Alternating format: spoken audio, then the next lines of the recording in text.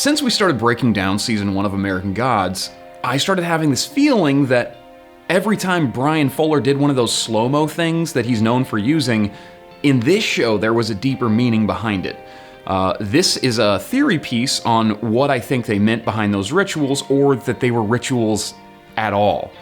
So let me know in the comments if you think I'm correct. Also, winter is coming. All men must subscribe or they're going to miss GameSpot of Thrones. Our UK team does an amazing job. They crushed it last year. You guys are gonna love it and learn so much about Game of Thrones. Now let's see if I can convince you that this ritual thing is a thing.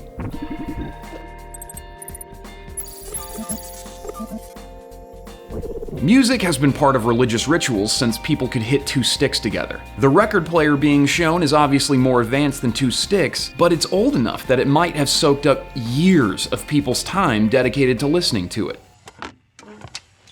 The song being played is Iko Iko.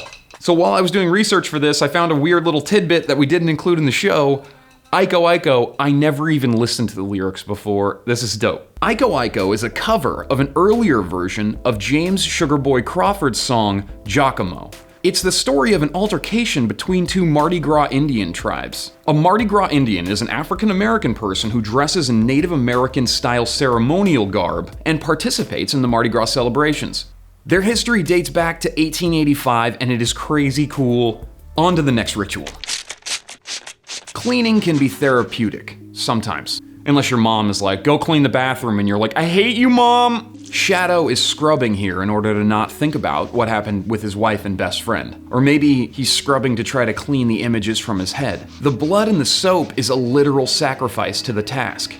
Now, I'm not really sure if this is a cleaning ritual or a blood ritual, but it seems very, very ritualistic. He's doing something, he's dedicating a lot of time to something, and a lot more effort into something than he needs to. And I think it counts. Although I would consider the toilet cleaning portion the weakest evidence to this theory. The first ritual I found was Shadow taking a bath after getting out of prison in episode 2. This is really what first inspired me to think about this ritual thing as a thing. Shadow pouring soap into a hot bath after not being able to sit in hot water for 3 years while in jail was probably a very important moment for Shadow. He made the moment mean something for him. Ritual washing and cleaning are used in many religions, from Christian baptism to Hindu abhisheka to Islamic wudu. Sorry for the horrible pronunciation on those last 2, but it's my first time saying them out loud. Cooking is an obvious ritual and even religious in some cultures. Although the Zoria sisters haven't been doing it their whole lives, they have been doing it long enough that it has become comfortable and practiced. But that doesn't mean it's good. Meat will be tough, potatoes will be soft. I'm not a good cook. When I was young, there were servants to make meals.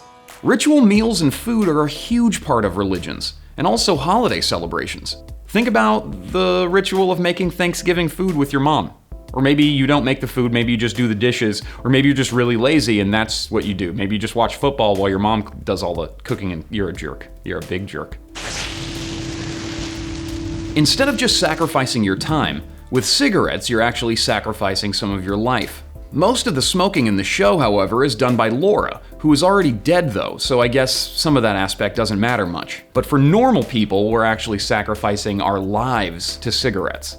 Smoking has been used in religious ceremony for thousands of years, and the deep breathing, calming aspect of smoking is kind of like meditation for some people. An awesome piece of evidence towards this theory is Laura smoking next to Salim while he prays. It's obvious that prayer is a ritual, but smoking being given as much attention, cinematographically speaking, cinematographically is a hard word. I'm not even sure if I'm pronouncing it correctly. Anyway, it's given as much attention with the camera as Salim's prayer is. Next ritual.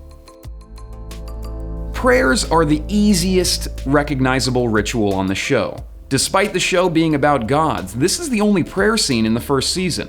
Although it being something that Salim takes care to do every day, he leaves his prayer mat behind when he's finally allowed to leave Laura and Sweeney to go find his djinn. You are an unpleasant creature. The last ritual I want to discuss is Mr. Ibis's writing. It's obvious he's been doing it for many years. So much so that his counterpart Mr. Jackal has even noticed that he's developed a tic when he wants to write. I can see it in your fingers.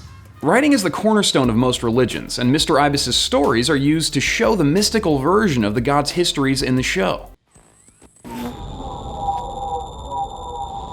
So what do you guys think? Is this ritual thing a thing, or have I just dedicated so much time to researching things on the show that it's become a ritual to me? Let me know what you think in the comments below. Thank you so much for watching. Please subscribe. I love you.